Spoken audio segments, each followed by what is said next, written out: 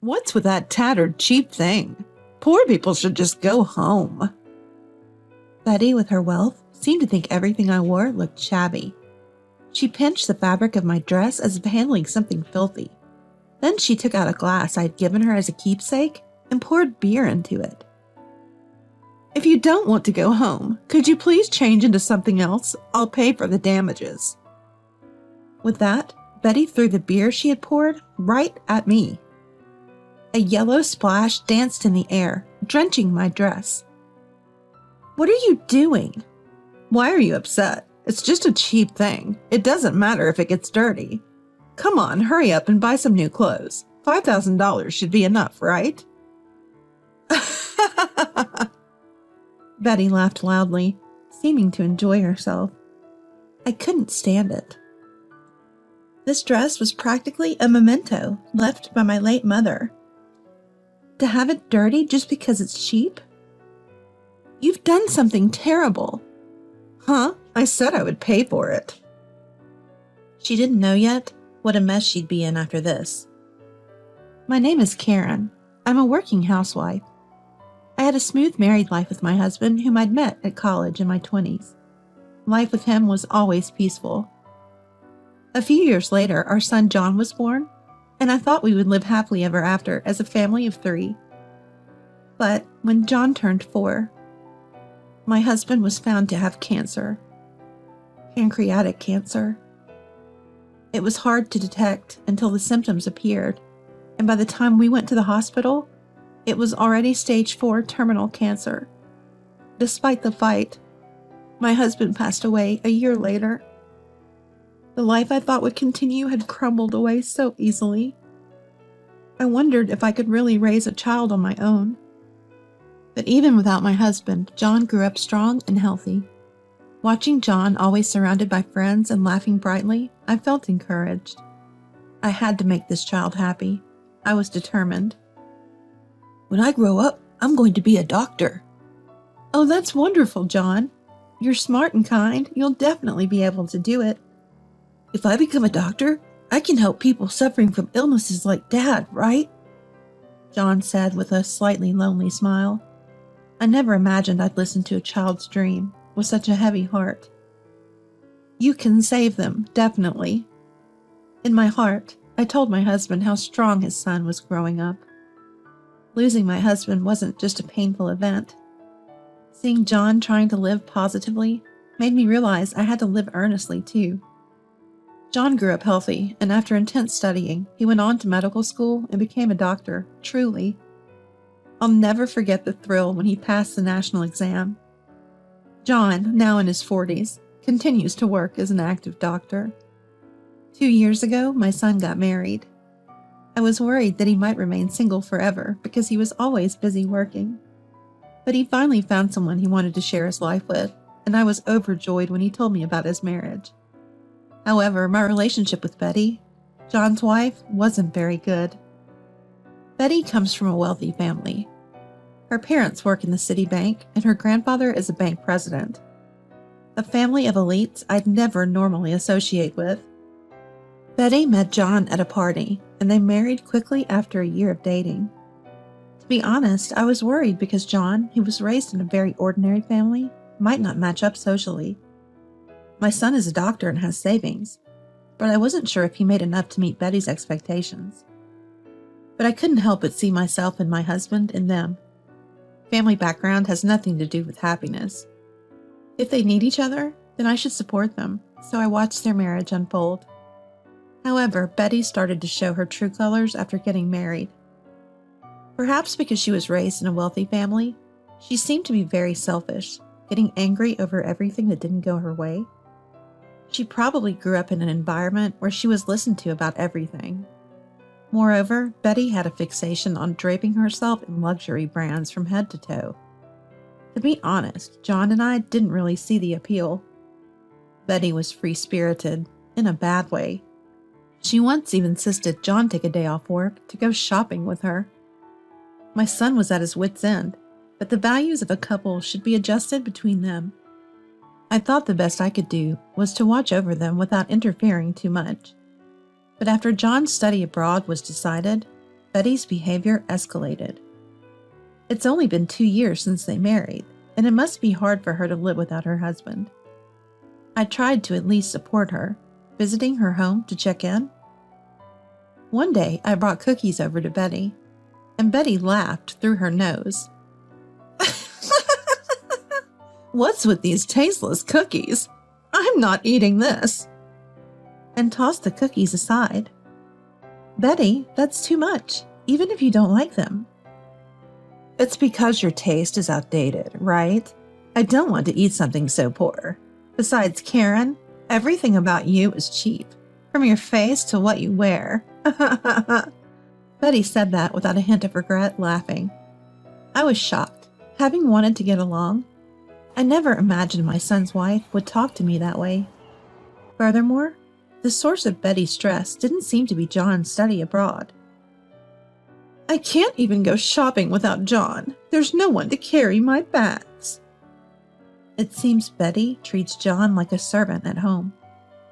Unlike John, who works as a doctor, Betty holds the title of executive director at a city bank. But it seems to be a title in name only, as she doesn't seem to be working when she goes in. "It's all because John is too lenient. You give him money and spoil him, so the money I can spend freely decreases, and the allowance I get from my parents isn't that much either." Moreover, she seems to be claiming John's earnings as her own. It may be natural for a couple to share, but as she's almost like a housewife, she needs to be careful with how she spends money. "I work from home for a reason. I'm not without earnings, and I'm not taking money from John." "Whether that's true is questionable, right? Aren't you secretly taking it?" Every time I say something, Betty complains like this. She thinks the reason she has less money to spend is because I'm receiving support from John. But I am managing my own expenses on my own. Instead of getting closer to Betty, she used me as an outlet for her stress. In the midst of this, she gave me an unexpected invitation. "Karen, we're having a gathering for Christmas with relatives and coworkers. Would you like to join?" I was surprised. Betty herself inviting me to an important event? "Are you inviting me as well as John?"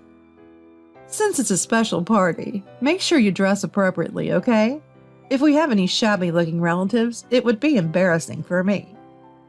I feel like that was an unnecessary comment, but anyway, I need to choose what to wear for Christmas. Betty probably won't be satisfied unless it's some fancy brand name. But I wouldn't know a high-end dress if it hit me in the face. I decided to consult John about what to wear while updating him on other things. "I don't have anything to wear for Christmas. What should I do?" "Mom, don't you have some dresses?" Reminded by John, I remembered. Indeed, there are a few dresses that I inherited from my mother. "Mom's dresses are beautiful and will suit you. They'd be perfect for Christmas, I think." "You're right. I'll try wearing one after such a long time. Thank you." "I'll be able to come home for Christmas Eve, too. Looking forward to seeing you, Mom, and Betty." Hearing John's voice after a long time made me very happy. Then I took out several dresses from my dresser at home to choose one appropriate for New Year's greetings. This one is the most elegant and calm. There was one dress that was different in both craftsmanship and design. This was something very special that my mother had given me just before she passed away. She said it was a gift from someone before she married my father. It was a dress filled with memories, and I had kept it in the closet for years, wondering if it was okay for me to wear it. But this time, I think it's all right. Now I just need to bring a suitable gift. Since Betty and her family like alcohol, I decided to bring some sake and fancy brand tableware. It's only a few times a year we meet. It should be okay to do this much. Even after such a rude comment, it might be foolish to still believe there's a chance to get along. But I still want to build a good relationship with my daughter-in-law. If it doesn't work out, then that's that. And so Christmas arrived. I put on the glamorous dress and went to Betty's parents' house. I was supposed to meet John there, but it seems he hasn't arrived yet. There's no point in waiting at the entrance, so I'll go in first. Betty's family's home was like the large mansions you see in TV dramas. The grand building, like a hotel, was filled with many people. All the beautifully dressed individuals must be Betty's relatives and business associates. In the ballroom, there was a woman whose outfit stood out from the rest.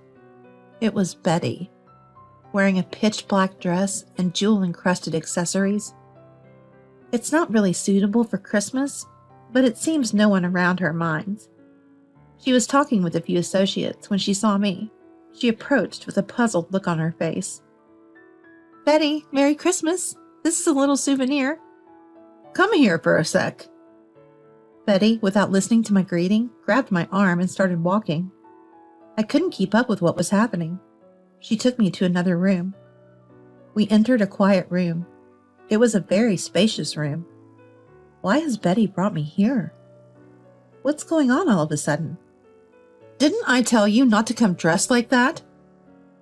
Betty crossed her arms and stood in front of me as she closed the door, her tone dripping with contempt. She snatched the souvenir from my shocked hands, tore off the wrapping paper, opened the lid, and then burst into an exaggerated laugh at the sight of the dishware inside. "What's with this dishware? It's so tacky."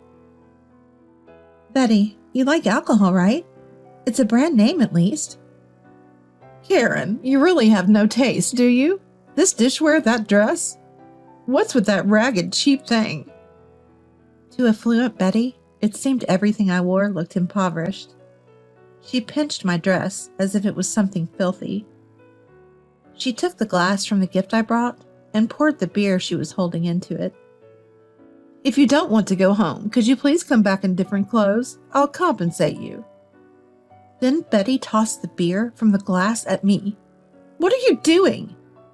"Why are you mad? It's just a cheap thing anyway. So it doesn't matter if it gets dirty. Hurry up and buy some new clothes. 5,000 should be enough, right?" Betty laughed loudly, clearly amused. I couldn't hold back anymore. This dress wasn't just any piece of clothing. It was akin to a keepsake left behind by my late mother. To see it so carelessly tarnished just because it was cheap looking. "You've done something terrible." "What? I told you I'd pay for it."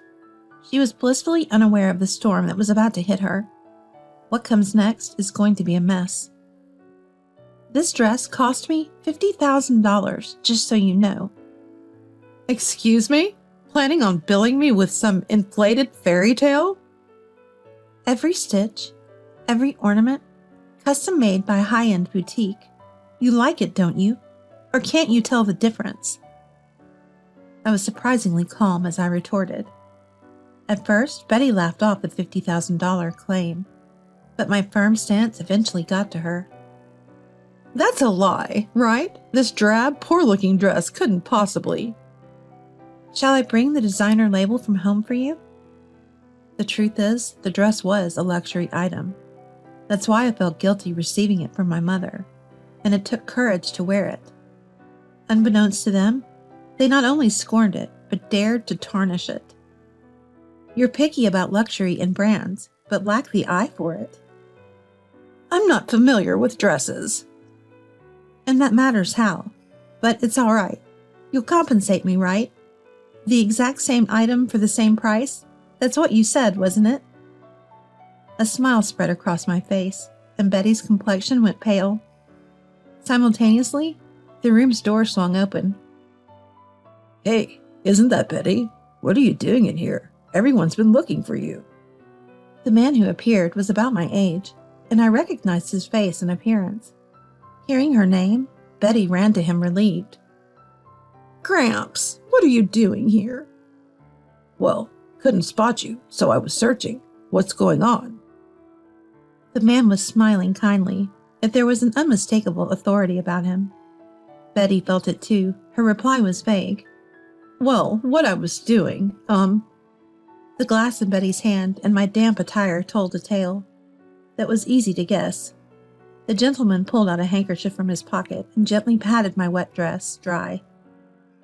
"My apologies for my granddaughter's behavior. I know an excellent stain remover, Karen." "Thank you." You two know each other?" Betty exclaimed in surprise. Karen was a classmate of mine in college. We're still in touch. You must know her, right? She's a famous screenwriter. She wrote that drama series that's been all the rage lately. Betty's grandfather responded cheerfully. "That's right, I'm a screenwriter." It seemed to be a very surprising fact to Betty. "Huh? That's the first I've heard of it." "I never told you. I make a living writing stories." I hadn't told Betty about working from home because I didn't want my pen name to get out. And I didn't want my work to be belittled by a woman who looked down on working. If I said I was earning money by writing scripts, I knew it would be scoffed at as not a real job. I didn't like revealing the truth this way. Karen was the bright and kind college Madonna. This dress is what I gave her when she won an award for her script at a public submission. But this dress was handed down from Mom." I knew you'd be too modest to accept it directly. It would also be rude to insist on giving it to a married woman, so I told your mom to pass it on when the time was right. That was a truth I didn't know myself. This dress wasn't a keepsake from my mother, but a gift from the chairman to me. I had won the award after getting married, so maybe he hesitated to give it to me directly. Perhaps my mother had also missed the opportunity to tell me she received it from him. But to think that Betty is your granddaughter, I never imagined. We haven't seen each other for many decades, so it's natural not to know. And now Betty has gone and done something unforgivable. Betty was sternly glared at by her grandfather and was nervous. Karen, may I deal with my granddaughter's punishment? You've come all this way for the Christmas party. Please enjoy yourself, even if it's just for a little while. He had Betty leave the room and arranged a new dress for me. He said he would remove the stains from the soiled dress and return it later. I gratefully accepted his offer. After changing, I returned to the ballroom, and John had arrived. There was much I wanted to discuss, but the head speech was about to start, so I decided to explain the commotion with Betty later. When Betty's grandfather entered the ballroom, the lively venue fell silent for a moment, and then was filled with a big round of applause. Thank you all for gathering here today. I have something I want to share with all of you. The sudden announcement caused a stir in the venue. Betty and I, and even the relatives like John, seemed not to know and were surprised. Our company plans to open a branch in the countryside to further expand our business. Therefore, I intend to have Betty, my granddaughter, and a member of the board, take charge as the head of the branch. Please watch over her with a warm eye. The venue buzzed even more. Betty seemed to be hearing about the business expansion and her being the head for the first time. She was sweating and looked shocked. Being the head of a branch may be a promotion for Betty, but in reality, it was more like a demotion. After all, how could she, who has only lived in the city, get by in the countryside? She wouldn't get her hands on the trendy brands as quickly in the city, and so no doubt it would be stressful. Betty looked at her grandfather with eyes brimming with tears, but he just stared back at her unflinchingly.